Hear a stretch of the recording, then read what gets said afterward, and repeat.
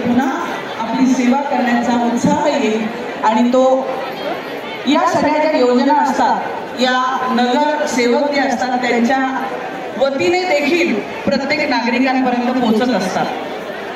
त्यांना आपण आज व्यासपीठावर बोलवणार आहोत। त्या एकेका व्यक्तिमत्वामध्ये म्हणजे समजा आपली एक मैत्रीण स्टेजवर आली की तिला शिलाई मशीनसाठी मानधन मिळालेलं आहे, तर त्या मैत्रिणीला दादांच्या गावचा कार्यक्रम अशी बातमी आपल्याला तयार झाली पाहिजे।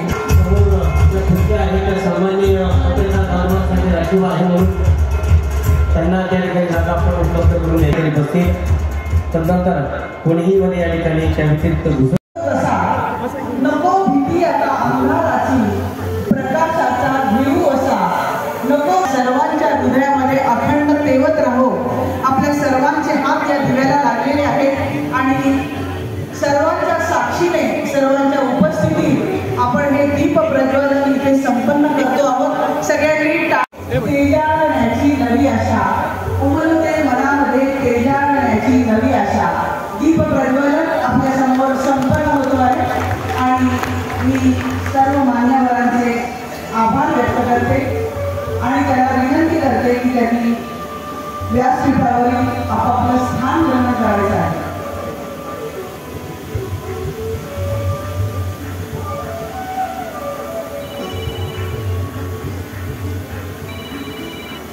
औक्षण करणे, अतिथी देवो भव, आपल्या दारात आलेल्या पाहुण्याचं स्वागत करणे ही आपली संस्कृती आहे। आपण सर्व या कार्यक्रमाचे समोर बसलेले सर्व बंधू भगिनी देखील अतिथीच आहात आणि अतिथी देवो भव या उक्तीप्रमाणे आपल्या सर्वांचं देखील या मंडपामध्ये स्वागत आहे। प्रभू श्री राम की पवन सुत हनुमान की। विकासाचा नारळ फोडणे ही दादांची खासियत आहे।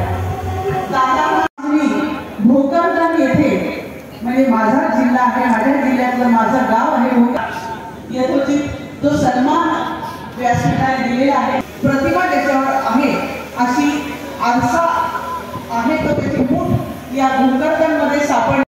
दादांचे स्वागत करायचं आहे। आपल्या सर्वांच्या वतीने हा सत्कार आहे प्रातिनिधिक स्वरूपात। आपल्या मॅडम यांनाच विनंती करीन की त्यांनी निर्मलाताई यांचे इथे स्वागत करायचे। माननीय आदरणीय श्री निर्मलाताई दानवे ताई, दादा किती बिझी असो, व्यस्त असो, दिल्लीत असो, पण आपल्या गल्लीत आपल्यासाठी आपल्यामध्ये असणाऱ्या इथला आपली बाजू हाऊस शेडनेट आणि ट्रॅक्टर इत्यादी लाभार्थ्यांना या ठिकाणी आज हे प्रमाण कामगारांना अनिता वसंता शेलंगे वालसावंगी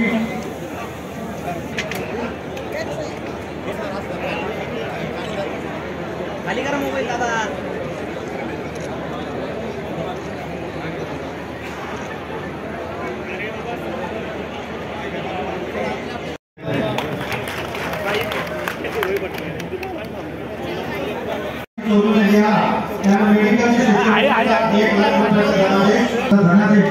आशाबाई भगवान सहाने सोयगाव देवी यांना विवाह मदत 51,000 आणि 7,000 आणि आशाबाई भगवान सहाने व अनिल पुष्कळ साबळे यांना विवाह मदत 51,000 ठिकाणी वाटप केले जाते।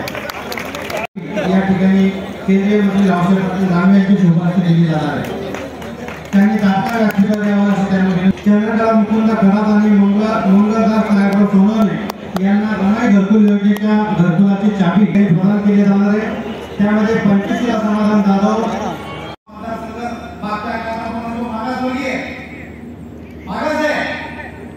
सवलती नाही 6,000 कोटी रुपयाचे रस्ते माझ्या लोकसभा मतदारसंघात झाले।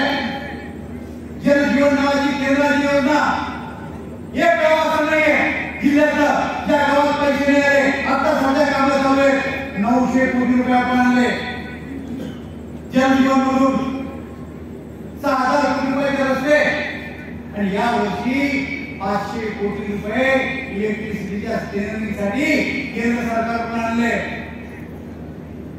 33 एकचे सबस्टेशन बांधणार. आम्ही पहिल्यांदा वासगावला केलं, वासोमीला केलं, मावळेला केलं, आता सांगलीला करू, चिंचोलीला करू, देवगडला करू, जाफराबादला चिपळेला केलं. शेतकऱ्याच्या 5-5 किलोमीटरवर 33 केवीचे सबस्टेशन करतो आम्ही. जालन्यासारख्या ठिकाणी आयसी कॉलेज आणलं. 200 कोटी रुपये खर्च करून जालन्याच्या रेल्वे स्टेशनचे बांधकाम सुरू केलं. 800 कोटी रुपये खर्च करून इलेक्ट्रिफिकेशन केलं. जालन्यात वंदे भारत ट्रेन सुरू झाली. देशात फक्त 34 चालू आहे, ते जालन्याला सुरू झाली. मनमाडपासून तर संभाजीनगरपर्यंत 760 कोटी रुपये रेल्वेच्या दुरुस्तीकरण आणले. 100 कोटी रुपयाची पिटलाईन केली. सगळ्यात जास्त पाणी आपल्या जिल्ह्यात आणलं गेलं. जालना जिल्हा मागे नाही. जालन्यासारख्या ठिकाणी 70 कोटी रुपयाच्या अंतर्गत सिमेंटचे रस्ते केले. जालन्याला रिंग रोड सिमेंटचा केला. 2014 नंतर जालना बदललाय. पण तरी विरोधक टीका करतात. माझं आपलं म्हणणं आहे की तुम्ही सगळ्यांनी वर राजकीय लाभाबद्दल असे की घेतले पैसे घेतले की इतर कामांना खर्चून टाकायचे आणि मोकळं व्हायचं.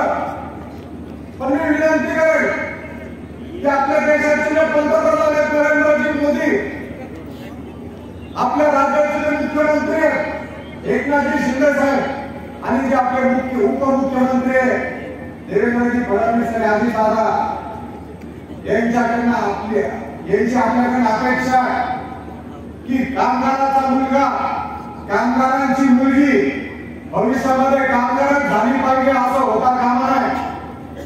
कामगारांची मुलगी असेल, भिकारीची मुलगी असेल, मुलगा असेल, मिस्त्रीची मुलगी असेल, मुलगा असेल, यांनी आपल्या वडिलांची आईची जरी परिस्थिती हलाखीची असेल परंतु भविष्यामध्ये चांगलं शिक्षण घेतलं पाहिजे.